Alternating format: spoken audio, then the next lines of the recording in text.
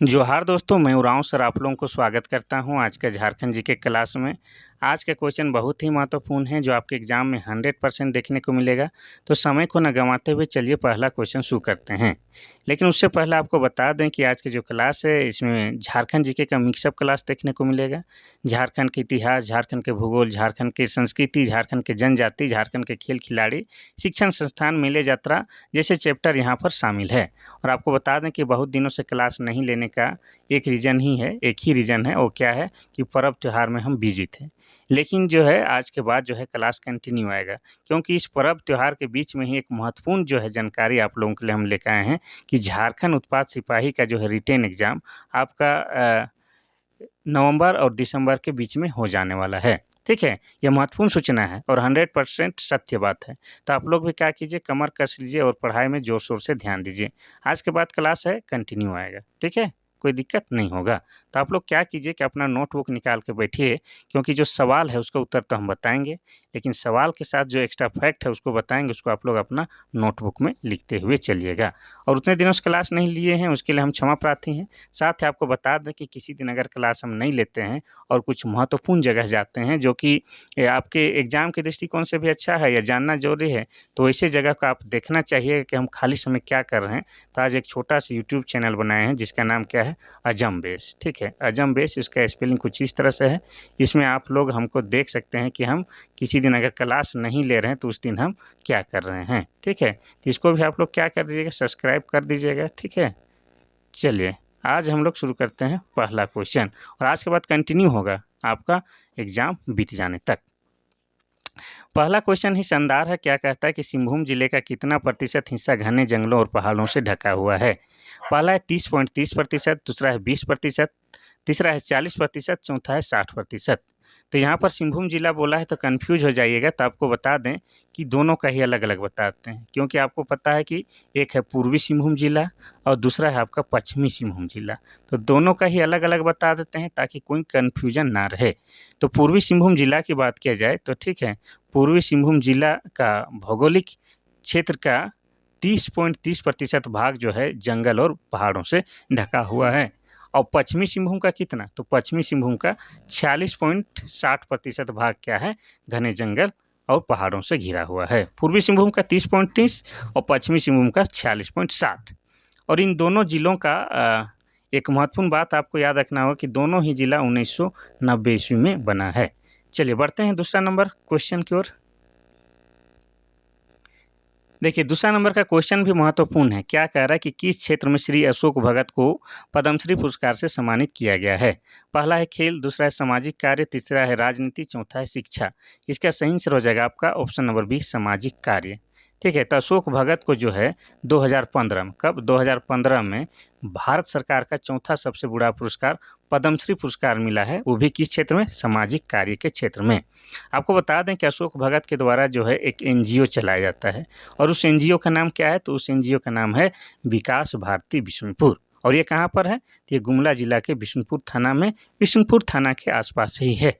ठीक है, कोई दिक्कत नहीं। और इस एनजीओ का क्या मकसद है? तो इस एनजीओ का मकसद है कि झारखंड के जो ग्रामीण आबादी है या जो जनजाति है उनके उत्थान के लिए कार्य करना। चलिए, क्वेश्चन नंबर 3 कह रहा है कि झारखंड की किस महिला बॉक्सर ने 2004 और 2005 में विश्व मुक्केबाजी चैंपियनशिप में स्वर्ण पदक जीता था? पहला है दीपिका कुमारी, दूसरा है निक्की प्रधान, तीसरा है झानू हंसदा, चौथा है अरुणा मिश्रा। देखिए ये क्वेश्चन थोड़ा ओल्ड है लेकिन आपके लिए उतना ही महत्वपूर्ण है, ओल्ड इज गोल्ड टाइप का। तो इसका सही आंसर हो जाएगा आपका option number D, Aruna Mishra. Aruna Mishra को जो है पहली बार जानना हो कि अरुणा मिश्रा क्या है, ये एक झारखंड की महिला बॉक्सर है और इन्हें ही 2004-5 में जो है आपका विश्व मुक्केबाजी चैंपियनशिप में क्या मिला था? गोल्ड मिला था। और अरुणा मिश्रा की बात किया जाए तो ये जो है आपका कहाँ? जमशेदपुर शहर की रहने वाली है और जमशेदपुर शहर जो है आपका पूर्वी सिंहभूम जिला के अंतर्गत आता है और पूर्वी सिंहभूम जिला बना है 1990 में। ये क्लियर हो गया। अब और भी कुछ महत्वपूर्ण बात है वो बता देते हैं। तो दीपिका कुमारी जो है क्या है? तीरंदाज है और ये झारखंड रांची की रातू की रहने वाली है और उनको इस क्षेत्र में महत्वपूर्ण कार्य करने के लिए 2016 में है आपको क्या है? पद्मश्री पुरस्कार से सम्मानित किया जा चुका है। अब निक्की प्रधान की बात किया जाए तो निक्की प्रधान क्या खेलती है? हॉकी खिलाड़ी है। ठीक है, हॉकी खिलाड़ी है और ये झारखंड की प्रथम हॉकी खिलाड़ी है जिन्हें क्या है आपको ओलंपिक खेलने का मौका मिला था। ठीक है, प्रथम ओलंपिक हॉकी खिलाड़ी आपका कौन है? निकी प्रधान है। अब आगे बढ़ते हैं हम लोग क्वेश्चन नंबर 4 की ओर। क्वेश्चन नंबर 4 कहता है कि NSSK का पूर्ण रूप क्या है? पहला है नवीन शिशु स्वास्थ्य कार्यक्रम, दूसरा है नवजात शिशु स्वास्थ्य कार्यक्रम, तीसरा है नवीन शिशु स्वास्थ्य विभाग, चौथा है नवजात शिशु सुरक्षा कार्यक्रम। तो देखिए आपको बताया था कि हमेशा आपका जो एग्ज़ाम है उसमें क्या आएगा, एक शॉर्ट फॉर्म 100% आएगा, 1 या 2 आना ही है। उसका पूर्ण रूप आपको बताना होगा। तो इसका सही आंसर क्या हो जाएगा? ऑप्शन नंबर डी, नवजात शिशु सुरक्षा कार्यक्रम। ठीक है? चलिए, आगे बढ़ते हैं हम लोग क्वेश्चन नंबर 5 की ओर। क्वेश्चन नंबर 5 कहता है कि झारखंड के किस जिले में ग्रामीण जनसंख्या का उच्चतम प्रतिशत है? पहला है रांची, दूसरा है बोकारो, तीसरा है देवघर, चौथा है धनबाद। तो ऑप्शन के अकॉर्डिंग क्या हो जाएगा? इसका सही आंसर हो जाएगा आपका option number D, Dhanbad. Dhanbad का जो है ग्रामीण जनसंख्या सबसे अधिक है। अब धनबाद की बात करेंगे तो ये जो है आपका 1956 ईस्वी में जिला बना है और धनबाद को कोयला नगरी भी कहा जाता है और भारत का कोयला की राजधानी भी कहा जाता है। ठीक है? और साथ ही आपको बता दें कि धनबाद में जो है आपका क्या है, एक वासेपुर नाम का शहर है और वासेपुर का शहर जो है किस लिए फेमस है? तो वासेपुर शहर पर आधारित एक बॉलीवुड पिक्चर बना है, गैंग ऑफ वासेपुर। ठीक है? और झारखंड की धरती पर आधारित है तो उनसे भी संबंधित क्वेश्चन पूछ चुका है और पूछ भी सकता है, इसीलिए बता दिए। तो हो जाएगा आपका धनबाद। अब यहाँ पर जनसंख्या की बात आया है तो आपको बता दें कि 2011 की जनगणना का कोडिंग जो है, झारखंड की जनसंख्या 3,29,88,134 है। जिसमें अगर ग्रामीण आबादी की बात किया जाए तो ग्रामीण आबादी कितना है? 75.95% क्या है? ग्रामीण आबादी। और शहरी आबादी कितना हो जाएगा? तो 24.5 क्या हो जाएगा? शहरी आबादी हो जाएगा। क्वेश्चन नंबर 6 कहता है कि झारखंड के किस जिले में उच्चतम दशकीय शहरी विकास दर दर्ज किए गए हैं? पहला है गढ़वा, दूसरा है लातेहार, तीसरा है पलामू, चौथा है हजारीबाग। इसका सही आंसर हो जाएगा आपका ऑप्शन नंबर सी, पलामू। ठीक है? तो आपको बता दें कि 2011 की जनगणना के अकॉर्डिंग ही क्या है, आपका पलामू में उच्चतम दशकीय शहरी विकास दर दर्ज किया गया है। ठीक है? कोई दिक्कत नहीं। क्वेश्चन नंबर 7 कहता है कि संथाल परगना से किस वर्ष गोड्डा जिले को अलग किया गया है? पहला है 1980, दूसरा है 1982, तीसरा है 1983, चौथा है 1990। इसका सही आंसर हो जाएगा आपका ऑप्शन नंबर सी, 1983। यानी कि गोड्डा जिले का निर्माण कब हुआ है? 1983। ठीक है? तो इससे आप लोग क्या याद रखिए कि आपका जिला का स्थापना 100% पूछेगा। यहाँ पर संथाल परगना का नाम लिया है तो संथाल परगना क्या है? एक प्रमंडल है। वैसे आपको बता दें कि झारखंड में वर्तमान समय में 5 प्रमंडल हैं। पहले जब झारखंड की स्थापना हुई थी उस समय 4 प्रमंडल हुआ करते थे। एक प्रमंडल बाद में बना है, कौन-सा? तो कोल्हान प्रमंडल आपका बाद में बना है, ठीक है? तो किस प्रमंडल से अलग होके? तो दक्षिणी छोटा नागपुर प्रमंडल से अलग होकर आपका क्या है? कोल्हान प्रमंडल बाद में बना है। इस तरह से झारखंड में जो है वर्तमान में 5 प्रमंडल है, उनमें से आपका एक क्या है? संथाल परगना प्रमंडल है, जिसका मुख्यालय क्या है? दुमका है। कोई दिक्कत? दिक्कत वाली तो बात ही नहीं है।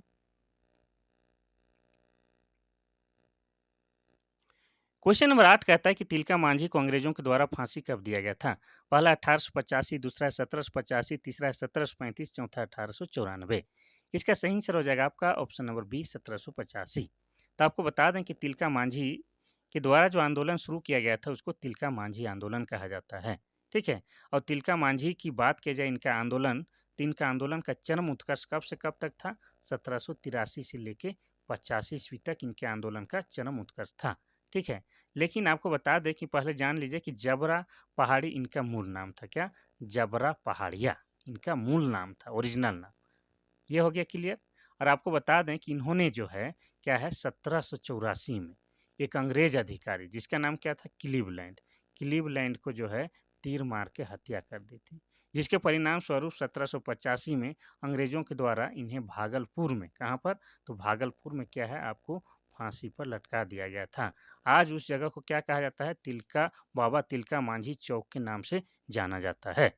ठीक है? चलिए आगे बढ़ते हैं हम लोग क्वेश्चन नंबर 9 की ओर।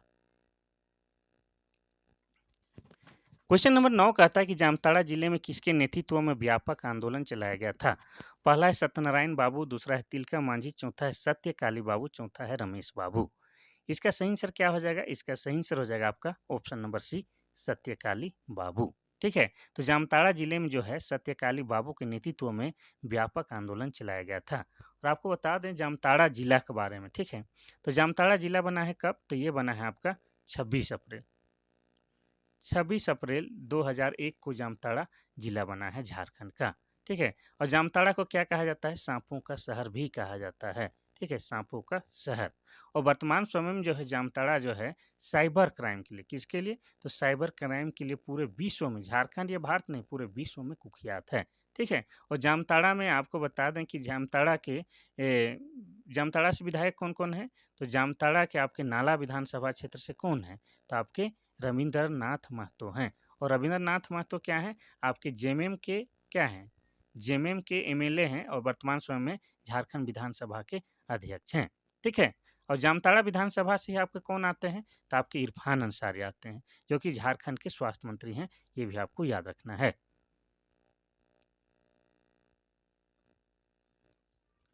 क्वेश्चन नंबर 10 कहता है कि महुआ टांड़ भेड़िया अभ्यारण्य झारखंड के किस जिले में है? पहला है पलामू जिला, दूसरा है रांची, तीसरा है बोकारो, चौथा है लातेहार। इसका सही आंसर हो जाएगा आपका ऑप्शन नंबर डी, लातेहार जिला में है। महुआ डांड़ भेड़िया अभ्यारण्य लातेहार जिला के अंतर्गत ही आता है, ठीक है। इसकी स्थापना की बात किया जाए तो इसकी स्थापना हुआ है 1976 ईस्वी में, ठीक है। यह संरक्षित किया गया है, आप कह सकते हैं इसे कब? 1976 ईस्वी में। अब लातेहार जिला की बात करेंगे तो लातेहार जिला जो बना है कब? तो 4 अप्रैल, ठीक है, 4 अप्रैल को बना है। 4 अप्रैल 2001 ईस्वी को क्या बना है? लातेहार जिला बना है। अब लातेहार में बहुत ही महत्वपूर्ण चीज़ है, आपका लातेहार में लोध जलप्रपात है। क्या है? लोध जलप्रपात है। और लोध जलप्रपात जो है झारखंड का सबसे ऊंचा जलप्रपात है। और लातेहार में ही आपका क्या है? नेत्रहाट पहाड़ है। क्या है? नेत्रहाट पहाड़ है। और नेत्रहाट पहाड़ में आपका क्या है? ये पहली बात तो ये पर्यटक स्थल है नेत्रहाट पहाड़, यहाँ पर सनराइज सनसेट लोग देखने जाते हैं। और नेत्रहाट में ही आपका क्या है? घाघरी जलप्रपात है। साथ ही आपको बता दें कि नेत्रहाट में ही क्या है? झारखंड का सबसे अधिक वर्षा भी होता है और झारखंड का सबसे अधिक ठंड भी कहाँ लगता है? लातेहार जिला में। और लातेहार जिला से संबंधित एक महत्वपूर्ण बात और बताते हैं, जो कम ही बताते हैं या कम ही लिखा मिलेगा, वो क्या है? बूढ़ा पहाड़। क्या मिलेगा? बूढ़ा पहाड़। और बूढ़ा पहाड़ जो है अति नक्सलवाद या घोर नक्सलवाद के कारण जाना जाता है, जहाँ पर जो है वर्तमान समय में नक्सलवाद को हटा के या सफाया करके रहने लायक बनाया जा रहा है। क्वेश्चन नंबर 11 कहता है कि झारखंड में कितने जगह पर पहाड़िया दिनकालीन विद्यालयों की स्थापना की गई है? पहला है 32, दूसरा है 43 और तीसरा है 8, चौथा है 35। इसका सही आंसर हो जाएगा आपका ऑप्शन नंबर ए 32। पहाड़िया जनजाति के उत्थान हेतु 32 दिनकालीन विद्यालयों की स्थापना की गई है। वैसे आपको बता दें कि 2011 की जनगणना के अनुसार झारखंड में 32 जनजाति पाई जाती है, उन्हीं में से 8 क्या है? आदिम जनजाति है, जिसमें पहाड़िया जनजाति के उत्थान के लिए दीनकालीन विद्यालयों की स्थापना की गई है। कितने? 32 की गई है। इनमें आपको बता दें एक होता है आपका कौन? सौरिया पहाड़िया, ठीक है। सौरिया पहाड़िया क्या है? तो ये झारखंड की एक आदिम जनजाति है, ठीक है। और इनकी भाषा क्या है? इनकी भाषा माल्टो है। और माल्टो भाषा जो है आपका द्रविड़ भाषा परिवार के अंतर्गत आती है। क्वेश्चन नंबर 12 कहता है कि झारखंड में केंद्रीय खनन अनुसंधान संस्थान कहाँ है? पहला है रांची, दूसरा है धनबाद, तीसरा है बोकारो, चौथा है हजारीबाग। इसका सही आंसर हो जाएगा आपका ऑप्शन नंबर बी, धनबाद। केंद्रीय खनन अनुसंधान की बात किया जाए तो ये आपका धनबाद जिला में है, ठीक है। धनबाद के बारे में आपको बार बार बता चुके हैं, तो फिर से बताने की आवश्यकता नहीं है। बात करेंगे रांची की तो रांची जो है आपका 1899 ईस्वी में जिला बना है, ठीक है। कब बना है? 1899 में जिला बना है। और झारखंड की राजधानी है। और रांची को झारखंड का शिमला भी कहा जाता है, शहीदों का नगर भी कहा जाता है और झरनों का शहर भी कहा जाता है। बोकारो की बात की जाए तो बोकारो जो है जिला कब बना है? 1991 में। और बोकारो को क्या कहा जाता है? स्टील सिटी भी कहा जाता है। हजारीबाग आपका 1833 ईस्वी में जिला बना है और हजारीबाग को हजार बागों का शहर भी कहा जाता है। नेक्स्ट क्वेश्चन देखते हैं, क्वेश्चन नंबर 13। क्वेश्चन नंबर 13 कहता है कि निम्नलिखित में से कौन झारखंड का हॉकी खिलाड़ी नहीं है? पहला है सोनल मिंज, दूसरा है निक्की प्रधान, तीसरा है बोम्बियाला देवी और चौथा है सावित्री पूर्ति। इसका सही आंसर क्या हो जाएगा? तो इसका सही आंसर हो जाएगा आपका, आप भी गेस कीजिए, इसका सही आंसर हो जाएगा आपका ऑप्शन नंबर सी, बोम्बियाला देवी, ठीक है। बोम्बियाला देवी जो है आपका क्या है? ये हॉकी खिलाड़ी नहीं है, बल्कि ये क्या है? तीरंदाज है, ठीक है। तीरंदाजी खेलती है कौन? आपके बोम्बियाला देवी। कोई दिक्कत नहीं।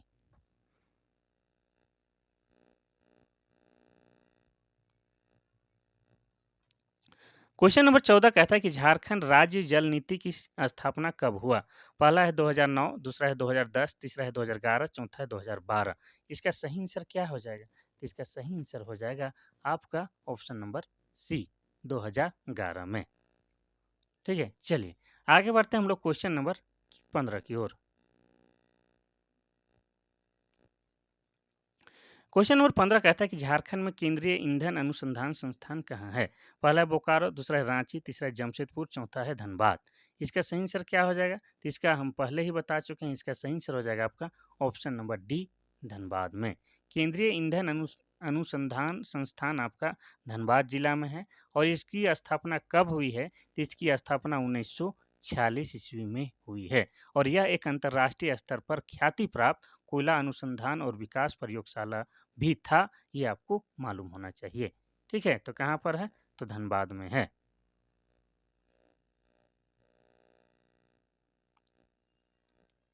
क्वेश्चन नंबर 16 की बात करेंगे तो ऑपरेशन टोडरमल का संबंध किससे है?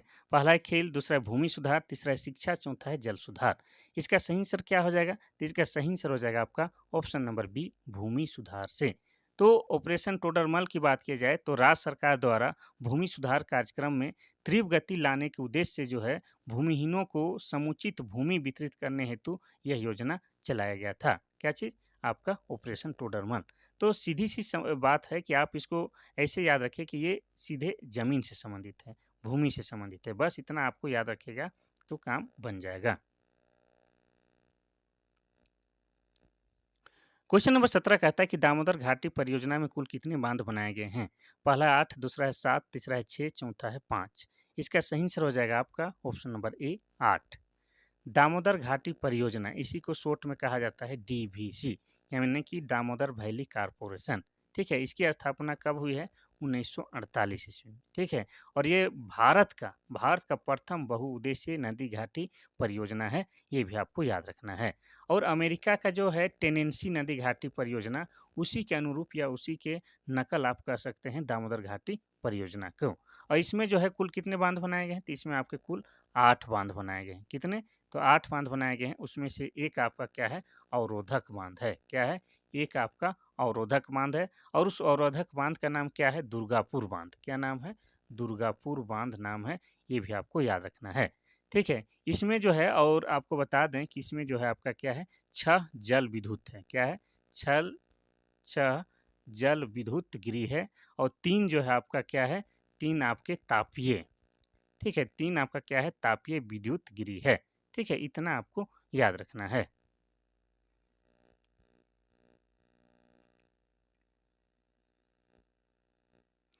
क्वेश्चन नंबर 18 कहता है कि झारखंड विधानसभा में एंग्लो इंडियन सदस्य की संख्या कितनी है? पहला है 2, दूसरा है 3 और तीसरा है 1, चौथा है 4।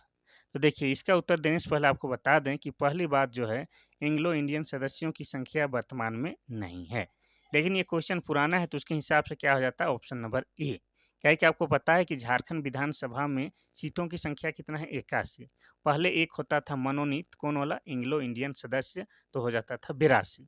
लेकिन आपको बता दें कि 104वां संविधान संशोधन के माध्यम से जो है एंग्लो इंडियन जो मनोनीत होते थे उनका सीट हटा दिया गया है। ठीक है, तो अभी वर्तमान में कितना है? झारखंड में आपके 81 विधानसभा सीट है और 0 एंग्लो इंडियन सीट है। एंग्लो इंडियन कौन होते थे? तो अंग्रेज अधिकारी जो भारत के महिलाओं से जब विवाह करते थे तो उनके जो बाल बच्चे होते हैं उन्हीं को क्या कहा जाता था? एंग्लो इंडियन कहा जाता था। ठीक है, तो वर्तमान में आपको झारखंड विधानसभा में 0 एंग्लो इंडियन सदस्यों की संख्या है। और आपको बता दें कि झारखंड विधानसभा में 81 जो सीट है, उसका भी बँटवारा किया गया है। किस तरह से? तो आपको बता दें कि एसटी के लिए कितना है? एसटी के लिए आपका 28 है। एससी के लिए कितना है? एससी के लिए आपका 9 है और जनरल के लिए कितना है? यानी कि सामान्य वर्ग के लिए 44 है। इस तरह से 81 विधानसभा सीटों का बँटवारा किया गया है। चलिए आगे बढ़ते हैं हम लोग क्वेश्चन नंबर 19 की ओर। क्वेश्चन नंबर 19 कहता है कि साहेबगंज जिला की स्थापना कब हुई थी? पहला है 1785, दूसरा है 1886, तीसरा है 1986, चौथा है 1983।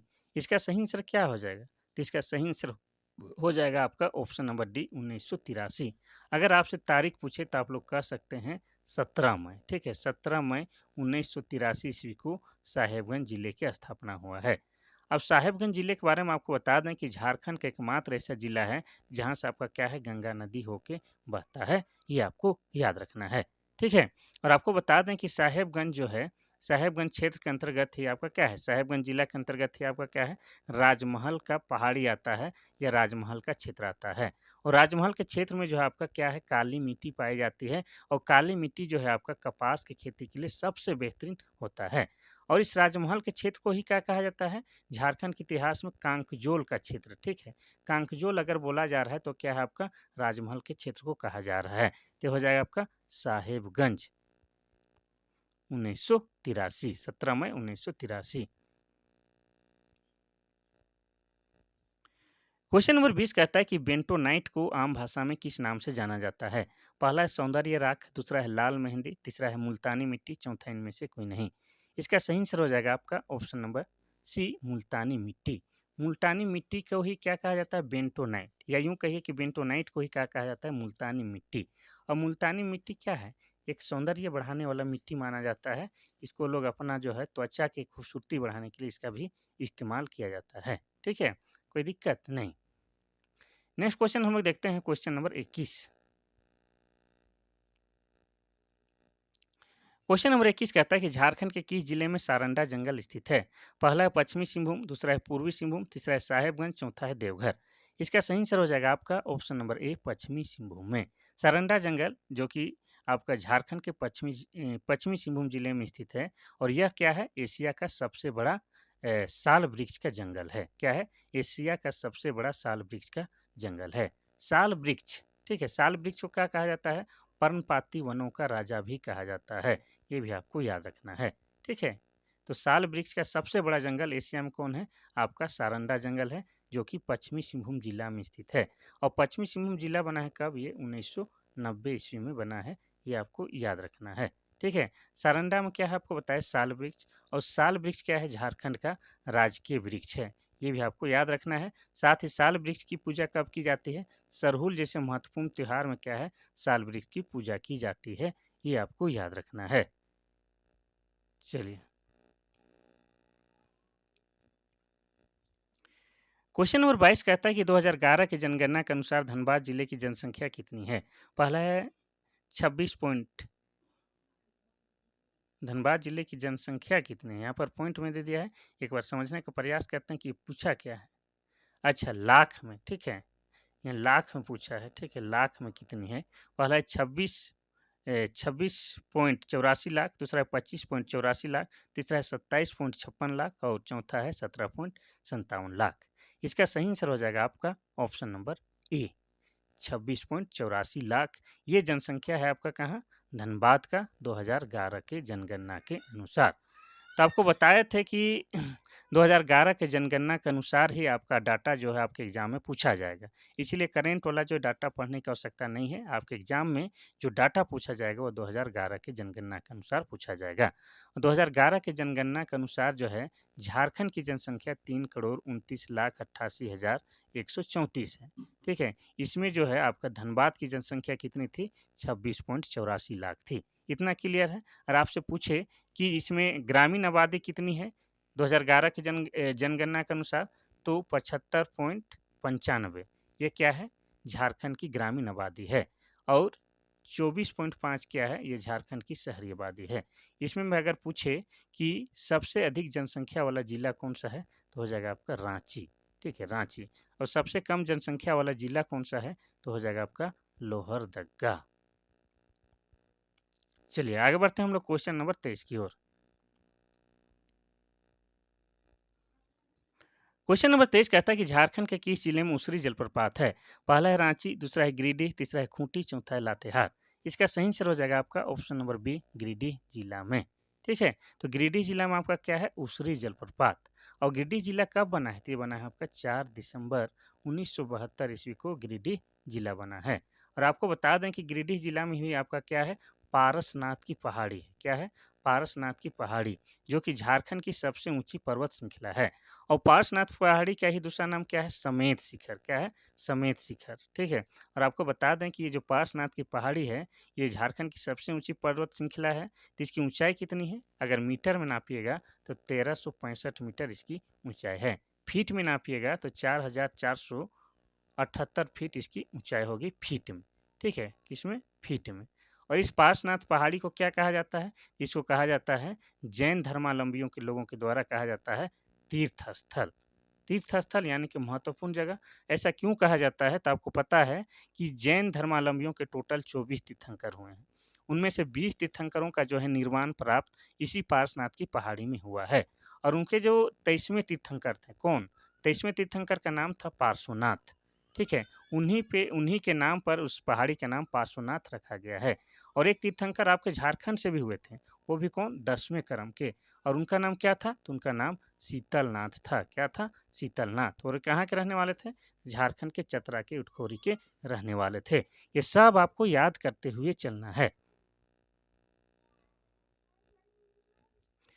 क्वेश्चन नंबर 24 कहता है कि गंग वंश के किस व्यक्ति को वीरू का राजा माना गया है या बनाया गया था? पहला है बलदेव, दूसरा है देवकिश, तीसरा है हरदेव, चौथा है शिवकर्ण। इसका सही आंसर क्या होगा? तो इसका सही आंसर हो जाएगा आपका Veeru, option number C Haridev, ठीक है? तो आपको बता दें कि प्राचीन काल में, ठीक है, प्राचीन काल में आपका सिमडेगा को ही क्या कहा जाता था? सिमडेगा को ही कहा जाता था बीरू कैसलपुर परगना, ठीक है? क्या कहा जाता था? बीरू कैसलपुर परगना कहा जाता था, ठीक है? और वहीं का जो है राजा बनाया गया था किसको? हरदेव को बनाया गया था। हरदेव या हरिदेव, ठीक है? यहाँ पर हरिदेव होता, हरिदेव को, ठीक है? तो सिमडेगा का पुराना नाम क्या है? बीरू कैसलपुर परगना। अब सिमडेगा की बात करेंगे तो सिमडेगा जो है क्या है? 2001 में। कब? 2001 में झारखंड का जिला बना है। और सिमडेगा में ही आपका क्या लगता है? गांधी मेला लगता है। क्या लगता है? गांधी मेला लगता है। और सिमडेगा में ही आपका क्या है? राम रेखा धाम है। क्या है? राम रेखा धाम आपका सिमडेगा जिला में ही है। क्वेश्चन नंबर 25 कहता है कि डाल्टनगंज का नाम जिसके नाम पर रखा गया था उसका नाम क्या है? पहला है वैज्ञानिक डाल्टन, दूसरा है महाराज दौलत सिंह, तीसरा है कर्नल डाल्टन, चौथा है राम मंदिर। इसका सही आंसर हो जाएगा आपका option number C colonel Dalton, ठीक है? कर्नल डाल्टन के नाम पर ही झारखंड की एक जगह का नाम डाल्टनगंज रखा गया था, ठीक है? और आपको बता रहे हैं कि 1861 में छोटा नागपुर के आयुक्त थे कौन? Colonel Dalton. और उन्हीं के नाम पर आज उस जगह को डाल्टनगंज के नाम से जाना जाता है। और डाल्टनगंज का नया नाम क्या हो गया है? डाल्टनगंज का नया नाम मेदिनी नगर हो गया है। और मेदिनी नगर किसके नाम पर रखा गया है? तो आपको बता दें कि चेरो वंशी एक राजा थे जिनका नाम क्या था? मेदिनी राय। उन्हीं के नाम पर मेदिनी नगर नाम रख दिया गया है डाल्टनगंज। यानी कि मेदिनी नगर का पुराना नाम क्या हो जाएगा? डाल्टनगंज। और मेदिनी नगर क्या है? पलामू प्रमंडल का मुख्यालय है।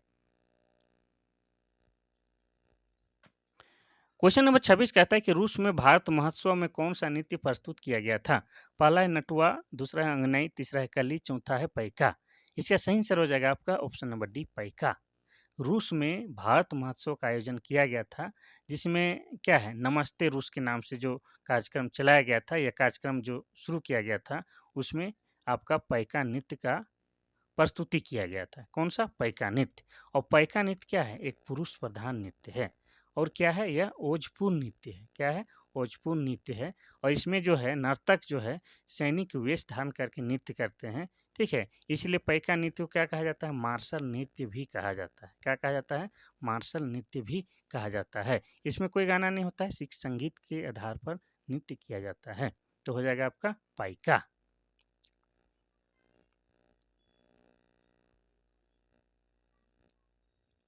क्वेश्चन नंबर 27 कहता है कि झारखंड के जनजातियों के बीच प्रचलित जसपुरिया, असमिया, झुमटा, एकहरिया किस नृत्य के प्रकार हैं? पहला है फगुआ, दूसरा है डोमकच, तीसरा है पैका, चौथा है कली। इसका सही आंसर क्या हो जाएगा? तो इसका सही आंसर हो जाएगा आपका ऑप्शन नंबर बी डोमकच, ठीक है? डोमकच का ही एक प्रकार है क्या आपका? जसपुरिया, असमिया, झुमटा और एकहरिया। और आपको बता दें कि डोमकच जो है क्या है? शादी ब्याह के अवसर पर गाया जाता है या नृत्य किया जाता है, ठीक है? डोमकच।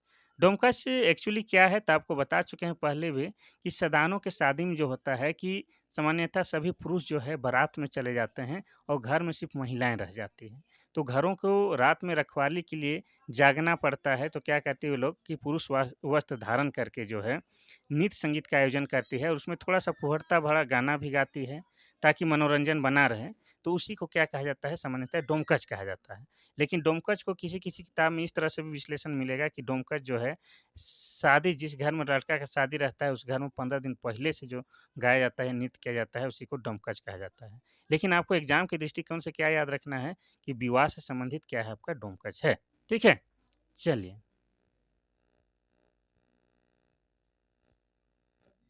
क्वेश्चन नंबर 28 कहता है कि झारखंड के जनजातियों के बीच वार्षिक सामूहिक शिकार का उत्सव किस नाम से जाना जाता है? पहला है करम, दूसरा है सेंदरा, तीसरा है सरहुल, चौथा है टूसू। इसका सही आंसर हो जाएगा आपका ऑप्शन नंबर बी, सेंदरा। ठीक है? सेंदरा मतलब होता है शिकार। तो आपको बता दें कि झारखंड के जनजातियों, विशेषकर उरांव जनजातियों में क्या है, साल में एक बार सामूहिक रूप से शिकार खेलने जाया जाता है जंगलों में। उसी को क्या कहा जाता है? सेंदरा कहा जाता है। ठीक है? और उरांव जनजातियों के बीच ही या तो जनजातियों के बीच ही एक और महत्वपूर्ण त्योहार है जिसका नाम क्या है? जनी शिकार है। जनी शिकार जिसका दूसरा नाम मुक्का सेंदरा भी है। इसमें होता क्या है कि महिलाएं जो है पुरुष वस्त्र धारण करके शिकार करने के लिए चली जाती है। किसके बारे में बता रहे हैं? जनी शिकार के बारे में। उसके बाद रास्ते में जो भी पशु मिलता है, मुर्गी, बकरी, भेड़ इस सब का शिकार करके लाती है और एक जगह जमा होके इकट्ठा होके उसको बनाती है, खाती है और नृत्य संगीत का आयोजन करती है, नाचती-गाती है, वही क्या है जनी शिकार। और ये जनी शिकार जो है आपके 12 साल में 1 बार आता है। वैसे आपको 12 साल में 1 बार मनाए जाने वाले और एक त्योहार है जिसका नाम क्या है? देशावली। ये भी आपको याद रखना है। ठीक है? चूँकि क्वेश्चन अब लास्ट ही होने वाला है, तो यहाँ पर बाकी त्योहार का भी हम ज़िक्र कर ही देते हैं।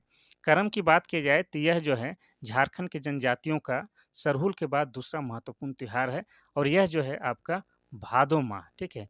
भादो माह के एकादश में मनाया जाता है। ठीक है? और इसमें क्या है आपके करम नाम का एक वृक्ष होता है, उसकी डाली की पूजा की जाती है। और यह त्योहार जो है आपका क्या है, भाई-बहनों के प्रेम पर आधारित त्योहार है। इसलिए सदानों में जो प्रचलित रक्षाबंधन का जो त्योहार है, उससे इसकी तुलना की जाती है। क्योंकि रक्षाबंधन भी क्या है, भाई-बहनों का त्योहार है और करम पर्व भी क्या है, भाई-बहनों से संबंधित त्योहार है। ठीक है? अब बात करेंगे सरहुल के बारे में, तो सरहुल जो है झारखंड के जनजातियों का सबसे बड़ा त्योहार है, विशेषकर उरांव जनजाति का सबसे बड़ा त्योहार है। और इसमें जो है आपका क्या है, साल वृक्ष की पूजा की जाती है और उरांव जनजाति के लोग सरहुल को क्या कहते हैं? खद्दी कहते हैं। ठीक है? खद्दी बेचा के बरके। ठीक है? और सरहुल कब मनाया जाता है? तो ये जो आपका चैत्र माह के शुक्ल पक्ष के तृतीय में मनाया जाता है। ये भी आपको याद रखना है। अब बात करेंगे हम लोग टूसू पर्व की, तो टूसू जो है आपका मकर संक्रांति के समय मनाया जाता है। इसीलिए इस त्योहार को मकर पर्व भी कहा जाता है, ठीक है? टूसू पर्व को। और ये टूसू नामक एक कन्या की याद में मनाया जाता है और यह जो है कुर्मी समुदाय में सबसे ज़्यादा प्रचलित है। इसीलिए झारखंड का जो कुर्मी वाला इलाका है, जैसे पंच परगनिया क्षेत्र, आपका बुंडू, तमाड़, राहे, सोनाहातू वाला क्षेत्र है, इसमें टूसू पर्व जो है पूरे 1 सप्ताह तक काफ़ी जोश-जुनून के साथ मनाया जाता है। ठीक है? कोई दिक्कत नहीं। वैसे तो इसका सही आंसर बी है। आगे बढ़ते हैं हम लोग क्वेश्चन नंबर 29 की ओर। क्वेश्चन नंबर 29 कहता है कि मुख्यमंत्री शिक्षा ऋण गारंटी निधि के निर्माण के लिए कितनी राशि आवंटित की गई है? पहला है 25 करोड़, दूसरा है 65 करोड़, तीसरा है 50 करोड़, चौथा है 90 करोड़। इसका सही आंसर हो जाएगा ऑप्शन नंबर सी, 50 करोड़। ठीक है? झारखंड शिक्षा ऋण गारंटी योजना के लिए प्रीमियर शैक्षणिक संस्थाओं को सूचीबद्ध किया जाएगा। इन संस्थानों के लिए चयनित आदिवासी विद्यार्थियों को सरकार 15 लाख रुपए का बिना किसी बंधक के ऋण उपलब्ध कराएगी। इसके लिए सरकार ने 50 करोड़ रुपए का राशि जो है आवंटन किया है। चलिए आगे बढ़ते हैं हम लोग क्वेश्चन नंबर 30 की ओर और आज का आखिरी क्वेश्चन। आपको बार-बार बोल रहे हैं कि आज के बाद जो है आपका क्लास जो है कंटिन्यू आने वाला है, क्योंकि आपको बता दिए हैं कि अ, वर्तमान में अभी तुरंत वाला जो है क्या है, झारखंड उत्पाद सिपाही का रिटेन एग्जाम नवंबर और दिसंबर के बीच में होने वाला है और बाकी भी एग्जाम का जो है तुरंत होने वाला है, उसके बाद कंटिन्यू चालू रहेगा। तो आप लोग कमर कस लीजिए, जोर से पढ़िए, धमाकेदार तरीके से पढ़िए ताकि आपका रिजल्ट हो जाए। ठीक है? 30 नंबर का सवाल कहता है कि बैंकों में सीडी अनुपात से क्या अभिप्राय है? पहला है क्रेडिट डिपॉजिट अनुपात, दूसरा है डिपॉजिट अनुपात का मूल्य, तीसरा है क्रेडिट डेबिट अनुपात, चौथा है क्रेडिट डिमांड अनुपात। यानी कि सीडी का फुल फॉर्म क्या है ये आप समझ सकते हैं। इसका सही आंसर क्या हो जाएगा? Option number A, credit deposit अनुपात। ठीक है? बैंकों में सीडी अनुपात से अभिप्राय क्या है? क्रेडिट डिपॉजिट अनुपात। तो ये था आज का आखिरी क्वेश्चन। और आपको बताए थे कि हमारा एक जो चैनल है जो शाम को ही हम क्रिएट किए हैं, जिसका नाम क्या है? अजम बेस। ठीक है? अजम बेस। इसमें जो होगा क्या है? दैनिक प्रत्येक दिन जो है अगर कुछ एक्स्ट्रा गतिविधि करते हैं या कुछ रोचक जगह देखने जाते हैं तो वो आपको हम दिखाएँगे। इसको हिंदी में आप लोग ऐसे लिख सकते हैं, अजम बेस। ठीक है? तो इसको भी आप लोग क्या कीजिएगा? सब्सक्राइब कर दीजिएगा। अगर आपको क्लास अच्छा लगा तो इसको तो लाइक करके ही जाइएगा, ताकि हम मोटिवेट रहें और आपके लिए क्लास प्रतिदिन लाते रहें। तो आज के लिए बस इतना सही। तब तक के लिए थैंक यू। कल फिर महत्वपूर्ण क्लास लेके आते हैं। धन्यवाद।